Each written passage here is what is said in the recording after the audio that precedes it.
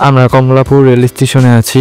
এখন 9:30 কমলাপুর দেশের বৃহত্তম স্টেশন এবং পরিবহনের জন্য বাস্তব কাঠামো, যা দেশের রাজধানীর প্রবেশদ্বার হিসেবে কাজ করে। এখান থেকে এখন আমরা রূপসী বাংলা এক্সপ্রেসে করে বেনাপোল স্টেশনের উদ্দেশ্যে রওনা হব।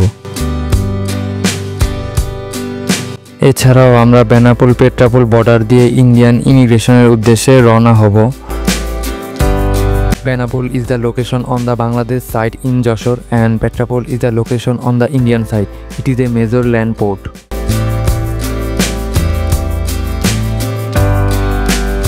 এটি 2024 সালের 24 ডিসেম্বর প্রথম যাত্রা শুরু করে এবং এর বিরতি স্থলগুলোর মধ্যে রয়েছে যশোর জংশন, নড়াইল এবং ভাঙ্গা জংশন উল্লেখযোগ্য। আমরা এগিয়ে যাচ্ছিলাম, সাথে নতুন নতুন দৃশ্য দেখছিলাম। ঢাকা টু এলাহাবাদের দূরত্ব প্রায় 1425.56 কিলোমিটার। আমরা আর কিছুক্ষণের মধ্যেই বেনাপোল স্টেশন পৌঁছে যাব, যেখানে এই ট্রেনের লাস্ট স্টেশন। এখন দুপুর 1টা বাজে। আমরা লাঞ্চের জন্য ট্রেনের ক্যান্টিন থেকে ফুড চয়েস করছি।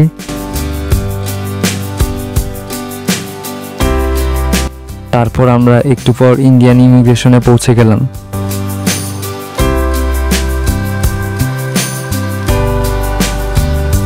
তারপর আমরা হাওড়া রেলওয়ে স্টেশনে চলে এসেছি। এটি ভারতের পশ্চিমবঙ্গের কলকাতা মেট্রোপলিটন এলাকার হাওড়া শহরে অবস্থিত। বিশ্বের অন্যতম ব্যস্ততম এবং বৃহত্তম ট্রেন স্টেশন। হাওড়া স্টেশন থেকে এলাহাবাদের ট্রেনের টিকিট কনফার্ম করলাম।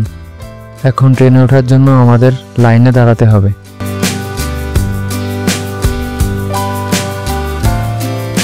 শুরু করা যাক মহাযাত্রার।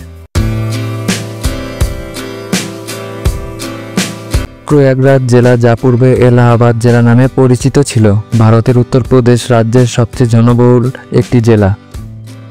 এটি 2025 সালের 13 জানুয়ারি থেকে 26 ফেব্রুয়ারি পর্যন্ত ভারতের উত্তরপ্রদেশের প্রয়াগরাজের ত্রিবেণী সঙ্গমে নির্ধারিত ছিল।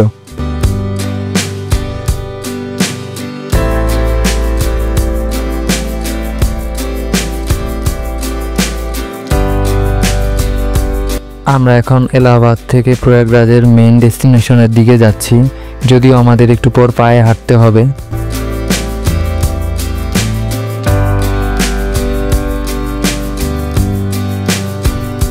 কুম্ভ মেলা বহু শতাব্দী ধরে আয়োজিত হয়ে আসছে, যদিও এর শুরুর তারিখ অজানা। জ্যোতিষশাস্ত্র অনুসারে 2025 সালের আসরটি ছিল অনন্য, কারণ 144 বছরে একবার নক্ষত্রপুঞ্জের সারিবদ্ধতা দেখা যেত।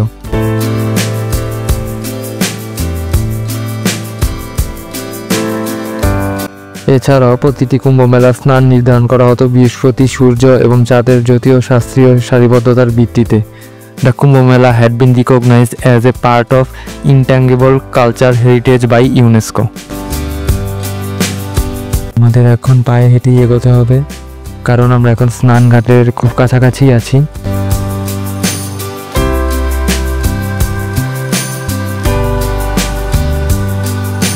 উত্তরপ্রদেশ সরকার অনুষ্ঠানে যোগদানকারী তীর্থযাত্রীদের থাকার ব্যবস্থা করার জন্য 4000 হেক্টর আয়তনের একটি অস্থায়ী শহর স্থাপন করেছে, যা 2019 সালের প্রয়াগ অর্ধ কুম্ভ মেলার তুলনায় উল্লেখযোগ্যভাবে 3 গুণ বেশি ধারণ ক্ষমতা বৃদ্ধি করেছে।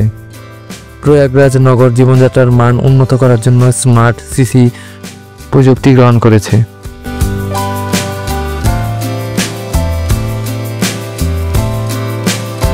আমাদের কুম্ভ মেলার সেই মহাতিথির স্নান করার কাজ শেষ।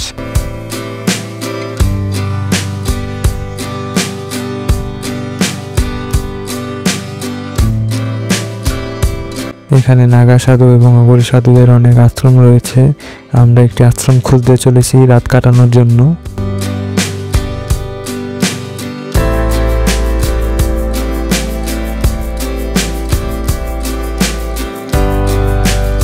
উত্তরপ্রদেশের এই জায়গাগুলোতে রাতে প্রচুর ঠান্ডা পড়ে। এখানে 7 থেকে 8 ডিগ্রি সেলসিয়াসে ঠান্ডা পৌঁছায়।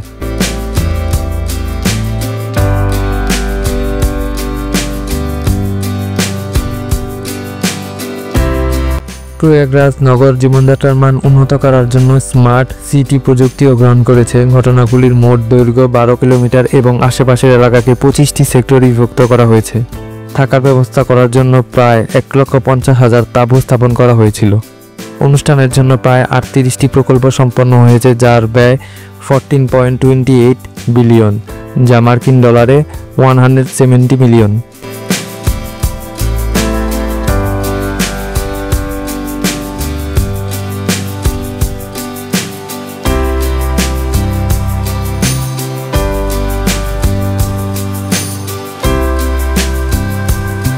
কুম্ভ মেলার স্টলগুলি উৎসবে অস্থায়ী স্টল, যার মধ্যে রয়েছে চা এবং নাস্তা বিক্রি করা ছোট বিক্রেতা থেকে শুরু করে বৃহত্তম ফুড কোর্ট এবং অন্যান্য বিভিন্ন ব্যবসা। এছাড়াও এগুলি অর্থনৈতিক কার্যকলাপের একটি প্রধান উৎস। কিছু স্টল উচ্চ মুনাফা অর্জন করে এবং তারা বিভিন্ন ধরনের পণ্য এবং পরিষেবা প্রদান করে, যেমন চাট এবং সমুসার মতো ঐতিহ্য স্ট্রিট ফুড থেকে শুরু করে আধুনিক কফি শপ পর্যন্ত।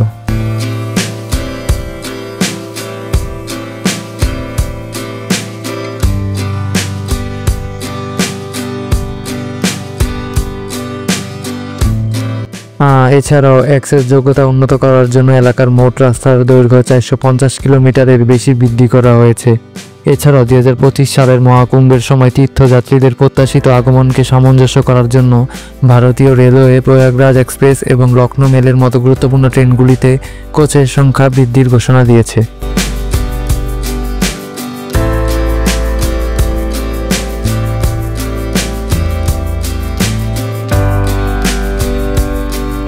ভারতীয় রেলওয়ে এলাকার বিভিন্ন রেলওয়ে স্টেশনে বিশেষ ট্রেন পরিচালনা করা হয়েছে। 2025 সালের 29শে জানুয়ারি মৌনী অমাবস্যার দিনে তীর্থযাত্রীদের সেবা প্রদানের জন্য 190টি ট্রেনের বিশেষ ব্যবস্থা করা হয়েছে। সেখানে 110টি নিয়মিত ট্রেন এবং 60টি মেমু ট্রেন সহ প্রায় 360টি ট্রেনের ব্যবস্থা রয়েছে। প্রয়াগরাজ বিমানবন্দর হলো ভারতের অন্যান্য অংশ থেকে 2025 সালের প্রয়াগ কুম্ভ মেলায় পৌঁছানোর আরেকটি উপায়, যেখানে দিল্লি, মুম্বাই, কলকাতা, বেঙ্গালুরু ইত্যাদি সহ সমস্ত প্রধান শহর থেকে প্রতিদিন বিমান চলাচল করে।